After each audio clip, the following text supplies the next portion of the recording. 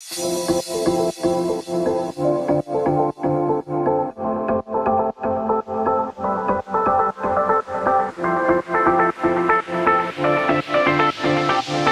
नंतर इतका घाणेरडा रस्ता आहे ना, बाप रे बाप रे. थोडी आता कॅमेराच्या मागून कमेंटरी देतो, कारण का असं आहे की आता काल रात्रीपासून ड्राईव्ह करून आणि झोप अपूर्ण असल्यामुळे ना तोंड दाखवायच्या लायकीचं राहिलेलं नाहीये. सो हा व्हिडिओ तुम्ही थोडा ऍडजस्ट करून घ्या. आता आपण आपला प्रवास सुरू केलाच आहे आणि कशेडीपर्यंत येऊन पोहोचलोच आहोत. कशेडी टनलची आणि मुंबई गोवा हायवेची अपडेट तुम्हाला थोडीफार या व्हिडिओमध्ये बघायला भेटेलच. कशेडी टनलचा पूर्ण स्टार्ट टू एंड व्हिडिओ जो ऑलरेडी मी चॅनलवर अवेलेबल केलेला आहे तो जाऊन तुम्ही बघू शकता.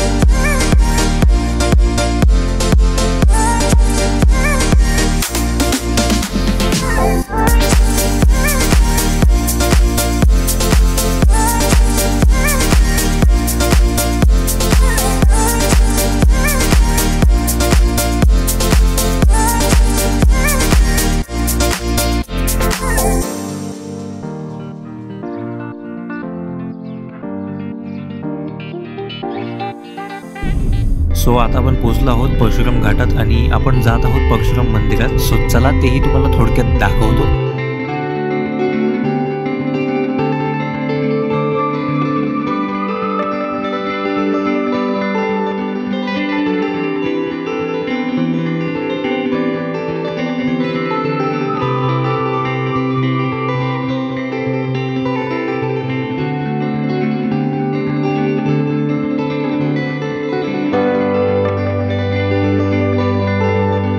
परशुराम मंदिर, परशुराम गाव चिपळूण इथे असणारे हे मंदिर ब्रह्मेंद्र स्वामी यांच्या पुढाकाराने बांधले गेलेले असून साधारण या मंदिराला 300 ते 350 वर्ष पूर्ण झाली आहेत.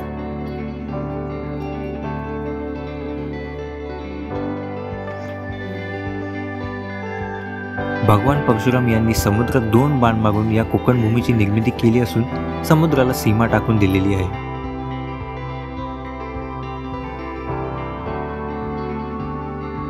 जमदग्नी आणि रेणुका माता यांचे पुत्र अर्थात शंकर आणि पार्वती यांचे पुत्र परशुराम यांचे वास्तव्य आजही या मंदिरात अखंड आहे. ओके, सो दर्शन आता एकदम छान झालं, मस्त झालं, खूप छान आहे मंदिर, बघण्यासारखं आहे. एकदा नक्कीच तुम्ही या आणि दर्शन घ्याच म्हणतो मी.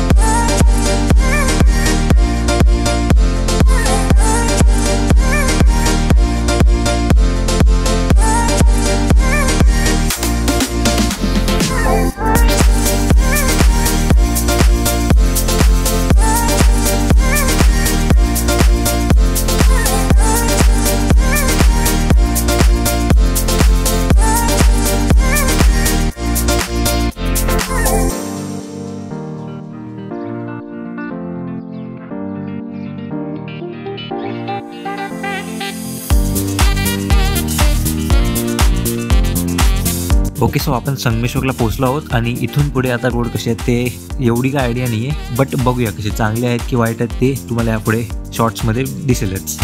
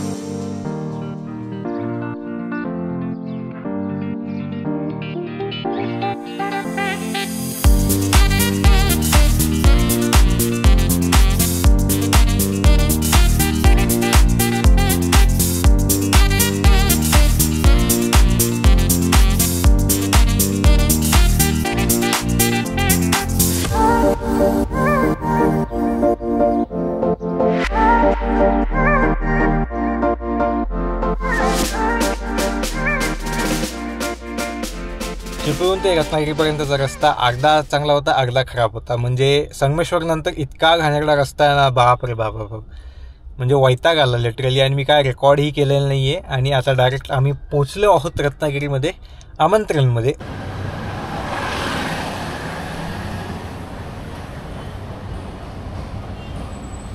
आता पेटपूजा करणार इथे आणि मग गणपतीपुळेला पुढे जाणार. व्लॉग इथेच एंड करतो हा वाला. तुम्ही आता गणपतीपुळेचा ब्लॉग, सगळं रूम टूर वगैरे तुम्हाला त्या ब्लॉगमध्ये बघायला मिळेल.